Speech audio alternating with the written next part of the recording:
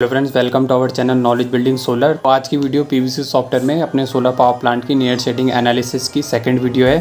First video यानी near shading analysis के part 1 में हमने अपने सोलर पावर प्लांट की, जहां हम अपने सोलर पावर प्लांट को इंस्टॉल कर रहे हैं, उसका एक जोन एडिटिंग किया था। यानी बिल्डिंग रूफटॉप क्रिएट करने के बाद उसका जोन एडिटिंग किया था। देन बेसिक पैरामीटर ऑप्शंस को यूज़ करते हुए पीवी मॉड्यूल के टेबल साइज़ को डिफाइन किया था। तो आज की वीडियो से हम उसी स्टेप से स्टार्ट करेंगे। आगे कैसे step wise near shading analysis करनी है पीवीसी सॉफ्टवेयर में। वीडियो को लास्ट एंड तक देखिएगा। चैनल में नए हो तो चैनल को सब्सक्राइब कीजिएगा, वीडियो को लाइक एंड शेयर कीजिएगा। तो जो भी हमने टेबल साइज या जो भी पैरामीटर वहाँ से फील्ड प्रॉपर्टी से हमने सेलेक्ट किए थे, तो फिल जोन वाले बटन पे क्लिक करने के बाद वो पैरामीटर, वो जो टेबल साइज हमने सेलेक्ट करी है, वो यहाँ पर सेलेक्ट हो जाएगी। तो फिल जोन वाले बटन पे क्लिक करने के बाद यहाँ पर जो आपने टेबल साइज सेलेक्ट किया था फील्ड प्रॉपर्टीज़ वाले ऑप्शन में, वो इस तरह से यहाँ पर टेबल माउंट हो जाएगी। तो यहाँ पर टेबल को जूम इन जूम आउट करने पर इस तरह से दिख रहा है। यहाँ पर इसमें टेबल टू टेबल कोई गैप नहीं दिख रहा है। तो जोन एडिटिंग, जितना भी हम जोन एडिटिंग करेंगे पीवीसी सॉफ्टवेयर उसके अकॉर्डिंग, जोन के अकॉर्डिंग माउंट कर देगा। जितना भी आप जोन सेलेक्ट करेंगे, जहाँ पर भी सेलेक्ट करेंगे, वो सिर्फ टेबल माउंट करेगा। देन आपने उसका टेबल टू टेबल डिस्टेंस को कैसे डिफ़ाइन करना है, या हॉरिजॉन्टली टेबल को कैसे डिफ़ाइन करना है, शेडिंग लॉस को कम से कम करने के लिए, वो यहाँ पर डिफ़ाइन करेंगे। तो अब कैसे करेंगे वो मैं समझाता हूँ नेक्स्ट स्टेप में। सबसे पहले इसके बाद जो नेक्स्ट ऑप्शन है उसको समझ लेते हैं। यहाँ पर जैसे ब्लू रेक्टेंगल्स है 3, तो ये वाले जो ऑप्शंस हैं यहाँ पर, जैसे सेलेक्ट ऑल जोन टेबल, यहाँ पर सारी टेबल को एक साथ सेलेक्ट करने के लिए ये वाला ऑप्शन यूज़ होता है। एंड सेकेंड वाला यहाँ पर किसी एक पर्टिकुलर टेबल को ऐड करने के लिए, सेम टेबल साइज़ को या उसी टेबल को उसमें क्लिक करके उसको डिलीट करने के लिए ये वाला ऑप्शन यूज़ किया जाता है। देन सेकंड यहाँ पर स्लाइड रो वाला है, मतलब एक ही स्लाइड में आपने टेबल को किस तरह माउंट करना है, मतलब आप मैनुअली भी यहाँ पर माउंट कर सकते हैं पीवीसी सॉफ्टवेयर में। देन इसके बाद जो सबसे इंपॉर्टेंट स्टेप है हमारा, जो भी हमने जोन एडिटिंग में यहाँ पर फील्ड प्रॉपर्टीज़ या फील्ड जोन किया है, तो जोन एडिटिंग वाले टैब को हमने फिर से क्लिक करना है। फिर से क्लिक करने के बाद जो भी हमारे पास सेलेक्टेड पॉइंट है वो डीसेलेक्ट हो जाएंगे और हम आगे फर्दर डिज़ाइनिंग कर सकेंगे जोन एडिटिंग को दोबारा क्लिक करने के बाद।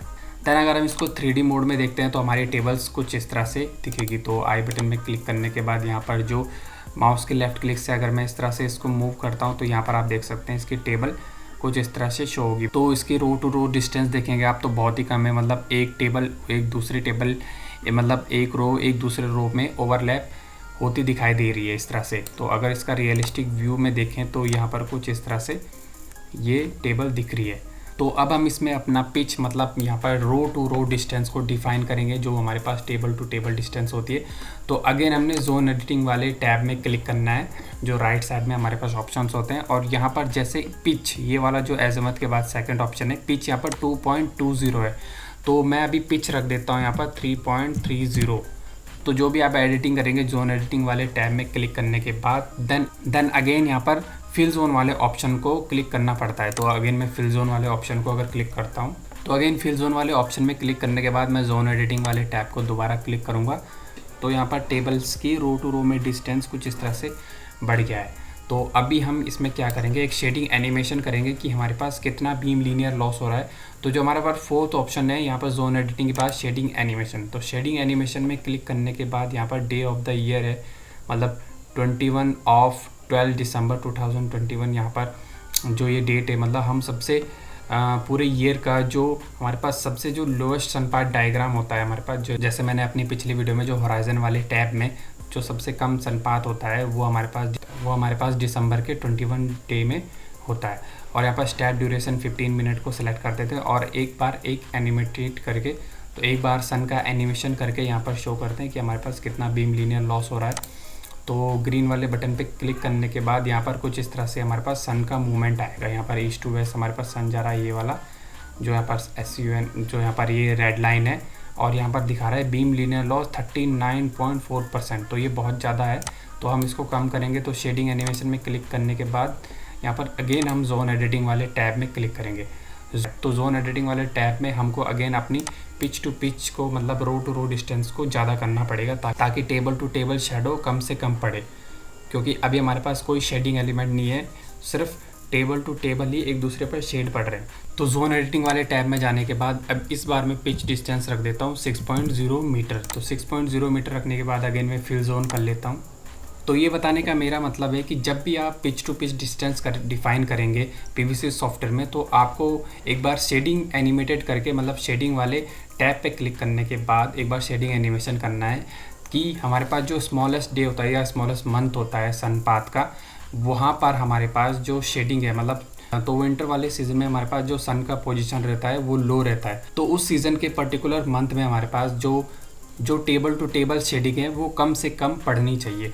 तो देखिए यहाँ पर फिल जोन हो चुका है और मैंने इस बार पिच डिस्टेंस रखी थी 6 मीटर। तो अगेन जोन एडिटिंग वाले टैब में क्लिक करने के बाद एक शेडिंग एनिमेशन से हम देखेंगे कि यहाँ पर किस तरह से यहाँ पर लॉस अब शो करता है, बीम लीनियर लॉस। तो प्ले वाले बटन पे क्लिक करने के बाद यहाँ पर ये इस तरह से अगेन रेड लाइन में सन का मूवमेंट हो रहा है।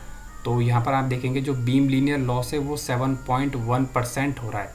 तो अभी भी हमें इसको पिच डिस्टेंस को और बढ़ाने की ज़रूरत है, क्योंकि हमारे पास बीम लीनियर लॉस 4.0% से कम होना चाहिए, तभी हमारे पास टेबल टू टेबल डिस्टेंस यानी रो टू रो डिस्टेंस हमारे पास सही रहेगी। तो अगेन मैं जोन एडिटिंग वाले टैब में जाने के बाद यहाँ पर पिच डिस्टेंस कर देता हूँ अपनी 6.5। तो अगेन फिल जोन वाले टैब में क्लिक करने के बाद यहाँ पर कुछ इस तरह से मेरे मॉड्यूल माउंट हो चुके हैं।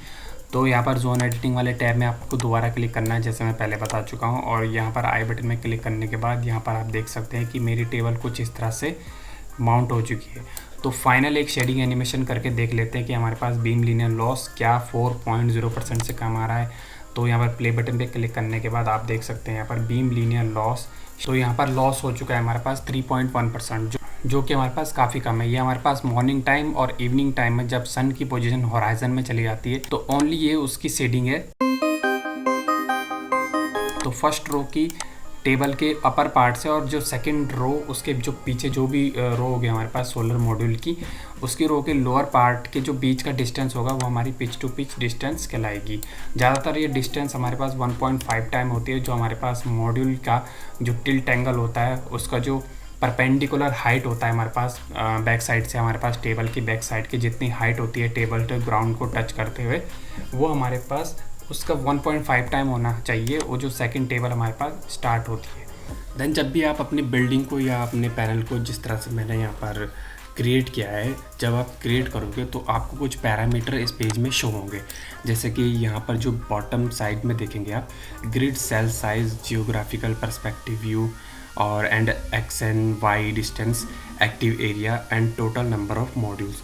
तो ग्रिड सेल साइज़ जिसमें हम अपना बिल्डिंग या मॉड्यूल माउंट कर रहे हैं, जो ये वाले बॉक्सेस होते हैं जिस पे हम अपना है, तो ये जो बॉक्स का साइज़ है, मतलब ये जो सेल साइज़ है, ये जो स्क्वायर सेल साइज़ है, ये हमारे पास 5x5 मीटर के हैं। तो आप इससे भी अपने एक पर्टिकुलर डिस्टेंस का, बिल्डिंग का डिस्टेंस का या मॉड्यूल की डिस्टेंस कवरिंग का पता लगा सकते हैं कि किस डिस्टेंस पे यहाँ पर कोई ऑब्जेक्ट को अलोकेट करना है। तो यहाँ पर ग्रिड सेल साइज़ का यूज़ हम एक एज ए ग्राफ के अकॉर्डिंग भी कर सकते हैं। देन जो नेक्स्ट यहाँ पर बॉटम में लिखा है geographical perspective view.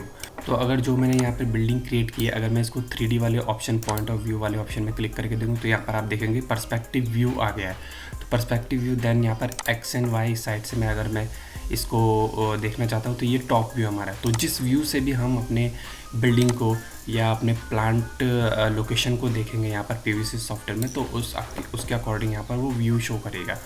And cursor का, जैसे आप माउस से अपने कर्सर को, ये वाला जो ऑप्शन है हमारे पास, इसको आप लेफ़्ट राइट मूव करोगे या जब कोई सी भी डायरेक्शन में मूव करोगे तो यहाँ पर एक्स एंड वाई एक्सिस दिखाएगा कि आपने एक्स एक्सिस में इसको कितना मूव किया है एंड वाई एक्सिस में, तो यहाँ पर ये शो कर रहा है। देन एक्टिव एरिया, जो सबसे इंपॉर्टेंट है, active area and total number of module. तो एक्टिव एरिया यहाँ पर शो कर रहा है 717.43 मीटर स्क्वायर। तो ये नंबर किसको डिनोट कर रहा है?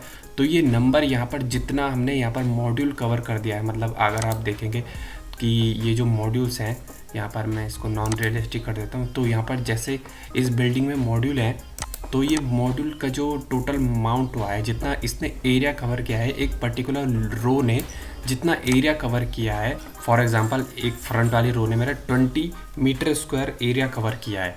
तो 20, क्योंकि यहाँ पर 4 रो है तो 20 × 4 80 स्क्वायर मीटर। तो ये जो टोटल एरिया आ रहा है 80 स्क्वायर मीटर, ये हमारा मॉड्यूल कवरेज एरिया होगा एक तरफ से। तो वही यहाँ पर एरिया शो कर रहा है 717.43 मीटर स्क्वायर मीन्स यहाँ पर एक रो का एरिया अप्रॉक्सीमेट 180 मीटर स्क्वायर होगा एंड मल्टीप्लाई 4 रो है हमारे पास, तो यहाँ पर 717.43 मीटर स्क्वायर आ रहा है। तो ये एक्टिव एरिया हो गया। Then total number of module, जितने यहाँ पर मॉड्यूल हमारे माउंट हो चुके हैं वो यहाँ पर दिखा रहे हैं 360। तो ये भी आपने ध्यान में रखना है कि आपने सिस्टम साइज़ में कितने नंबर ऑफ मॉड्यूल आपके टोटल सेलेक्टेड हो चुके थे सिस्टम साइज़ के अकॉर्डिंग, आपके स्ट्रिंग साइज़ के अकॉर्डिंग एंड मॉड्यूल MPPT के अकॉर्डिंग। तो सिस्टम डिज़ाइन वाली वीडियो जरूर देख लेना। देन उसके बाद यहाँ पर जो हमारे पास नियर शेडिंग में मॉड्यूल काउंट हो रहे हैं वो हो रहे हैं अभी 360। तो अब हमारे पास सिस्टम साइज़ के मॉड्यूल 340 और यहाँ पर टोटल नंबर ऑफ मॉड्यूल यहाँ पर सेम नंबर के होने चाहिए।